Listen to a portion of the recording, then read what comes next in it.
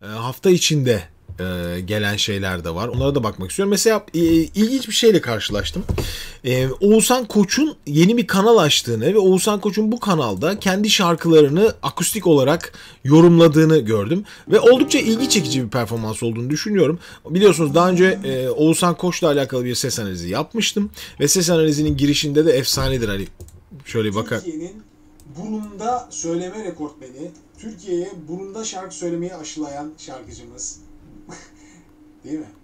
Demiştim mesela. Şimdi bakalım Oğuzhan Koç ne zaman yapmışım bu videoyu çocuklar? 2017 Mart'ta yapmışım. İşte tam olarak 4 Aralık 2 sene sonra neredeyse değil mi? 2 sene civarı. Yaklaşık 2 sene civarında Oğuzhan Koç'ta bir şeyler değişmiş mi? Yani Oğuzhan Koç bu böyle artık gittikçe artan benim tarzımdaki fikirlere karşı bir reaksiyon vermiş mi? Merak ettim. Geçen izledim. Buyurun beraber izleyelim. Senin adın. 1. İlk değiştirdiği şey hayatında ne olmuş? Bu burunda okumayı azaltmaya başlamış. Çok bariz şekilde. Senin adın, senin adın, değil mi? Buradan sesi senin adın göğse düşürmeye başlamış. Buyurun. Senin adın. Yani bir faydamız olmuş olabilir mi ya? Bilmiyorum ama. Şimdi ilk aşama bu. Gidelim. Aşkla Burada gene hafif buruna yaklaştırıyor ama. aynı değil. Ama i'lere bakın. i'ler de artık burunda değil. Kimse bitene değil. Sabretmem. Daha fazla ağız içinde sesler.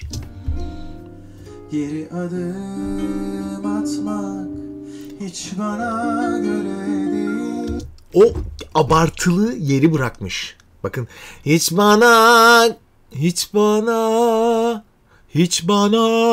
bu tam ağız içi. Hiç bana tam arada bir yerde, dikkat edin.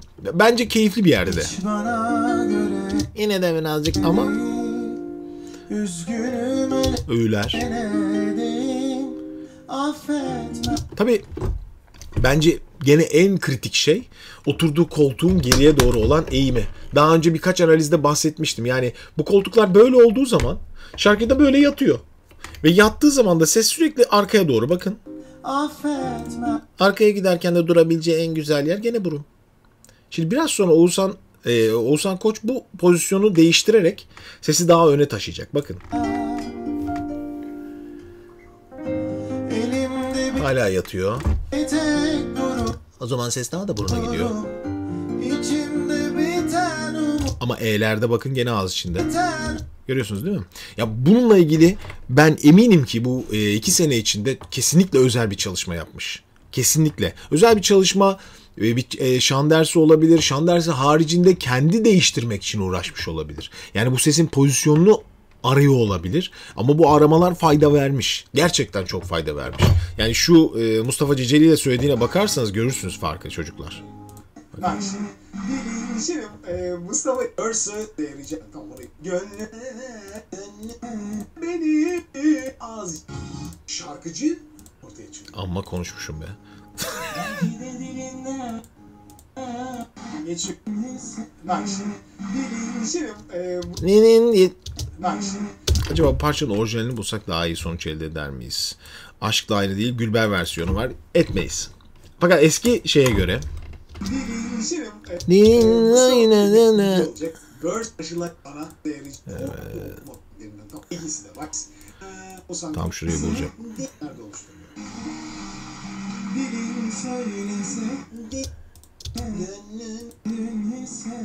Görüyorsunuz. Daha fazla buruna yaklaşıyor. biten umut. E'leri gördüğünüz gibi Yüzümde buralar öyle bakın. çizgi daha. Tek falsosu geriye yaslanması. Onun haricinde her şey çok iyi. Akıl hepsini unutur elbet. Gidiyorum. Gayret, teselliler yetmez bana. Yarı falsetlerle de karıştırarak daha fazla göğsünde durmasını da sağlıyor. Ve öne eğiliyor. Evet, işte bu. Bu pozisyon arkaya doğru gelen odayı birazcık daha toparlanarak tamamen ön bölgeye doğru taşıyacak. Buyurun. İnanmam kim bile bile yok sayar tüm hata. Ü'lere ve E'lere bakın, nasıl dikkat ettiğini görün. Tüm hatalarını.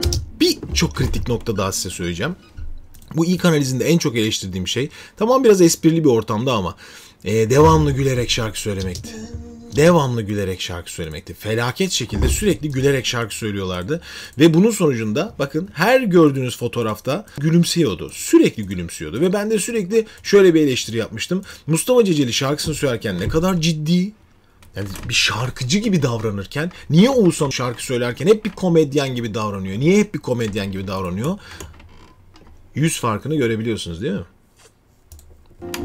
Ben saydım göz göre Tamamen doğru bir yol. göre gittin o kör kurt. Yani kimlikleri ayırmak çok zor.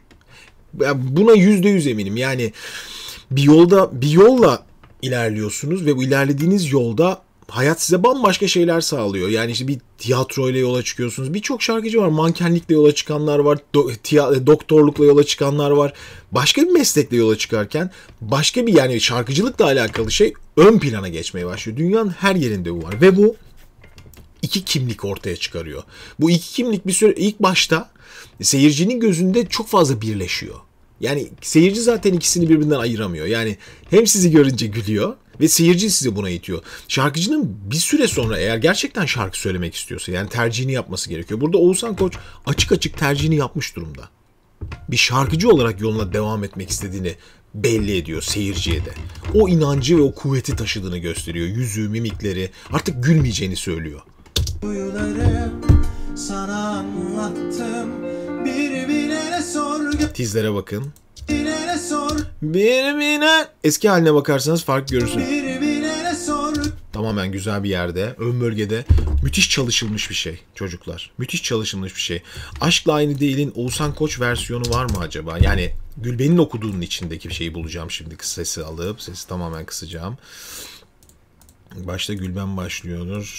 Şuradan mı giriyor?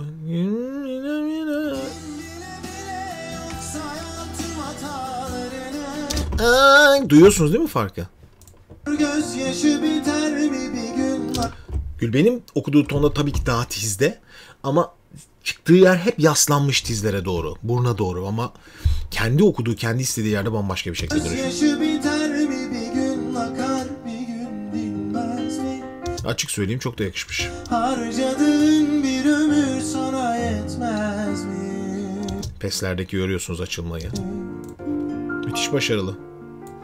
İkinci bölüme gidelim. Gene yaslanmayla devam eden bir süreç var. Bu yaslanmaları hiçbir şarkıcıya önermiyorum. Yani tabii ki yani şarkıcı rahat olmalı abi. Yaslanacak da keyfine de bakacak. Yani ama mizansen içinde yaslanmanın bir anlamı var. Yani hikaye, söylediğiniz şarkının hikayesi, evet. İşte bir şeyi anlatıyorsa ve gerçekten sırtınızı yaslamanız gerekiyorsa bir tiyatro olmalı. Eğer tiyatro yoksa size zorluk yaratıyorsunuz. Ses pozisyonunuzu bozuyorsunuz. Aşkla aynı değil. Bakın ses hep geriye doğru gider gibi davranıyor. Kimse biter. Yani yüzünden anlarsınız bunu, bakın. Kimse biter. Çıksın. Değil. Bozar yani, bozar. Şarkıcıyı bozan davranışlardı bunlar. Neyse. Görüyorsunuz.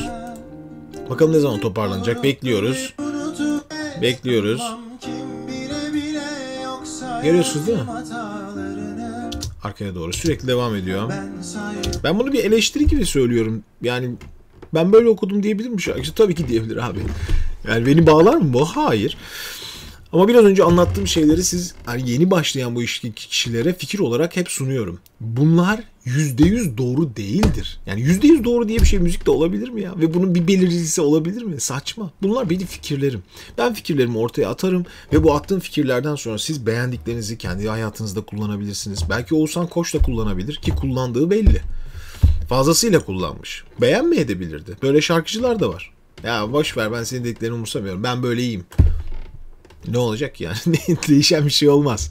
Bu şey değil yani, böyle demokrasinin kılıcı gibi ortaya sokulup bu doğru bu yanlış denen şeyler değil. Sadece fikirler. Göz göre göre gittin o kör kuyuları. Gidelim. Ne zaman öne gelecek? Burada ikincisinde. Harcadığın yani oh nefes toparlandı ya. Ömür sana yetmez mi? Gidelim. Evin o kör kuyuları Çok daha istekli ve güçlü söylemeni sağlıyor çünkü. sana anlat. Ve ifadedeki dramatizmi zaten arttırdı. Bakın şu duruşla şu duruş arasındaki ifade farkı çok bariz değil mi ya? Bak bir buna bakın. Daha fazla karşıya geçen bir duruş. Bu. Görüyorsunuz değil mi duygu farkını? Ne yapayım böyle? Ne derseniz deyin. Bir buna bakın. Buna bakın. Ay vallahi biraz yoruldum, dinleneyim var. İyiyim abi, hadi söyleyelim. Şarkı söylerken ben, dinlenirken ben, değil mi?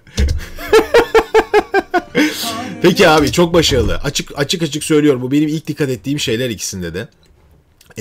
Öncelikle dediğim gibi inanç, okuma inancı, okuma davranış biçimi, yüz biçimi, sesin durduğu yer hepsi değişmiş. Tebrik ediyoruz Oğuzhan Koç'u. Ben kendi adıma Oğuzhan Koç'u tebrik ediyorum. Çok başarılı. Gerçekten bir şeyi geliştirmek için çabaladığı ve uğraştığı çok bariz belli.